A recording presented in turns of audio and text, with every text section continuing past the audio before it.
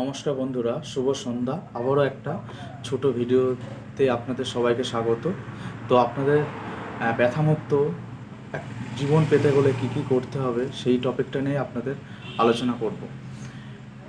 আমাদের বডিতে ব্যথা হওয়ার মূল কারণ হচ্ছে, one of the most common cause হচ্ছে ভিটামিন ডি এবং ক্যালসিয়াম ডেফিসিয়েন্সি।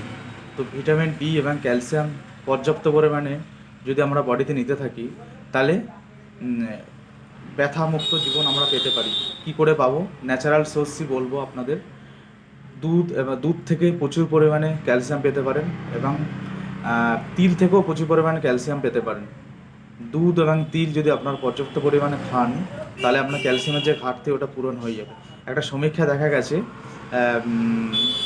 100 ml দুধে প্রায় 125 mg ক্যালসিয়াম থাকে, এবং 100 ml তিলে প্রায় 975 mg ক্যালসিয়াম থাকে।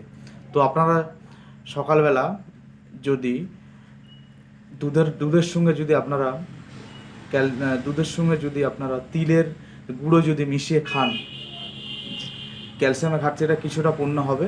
তাছাড়াও সকালবেলা যে সূর্যের তাপ, সেখান থেকে ভিটামিন ডি সিনথেসিস হয় স্কিনে, সেখান থেকেও পেতে পারেন। ডিম খেতে পারেন। আরও অনেক ফুড হ্যাবিট আছে, কড মাছের তেল আছে।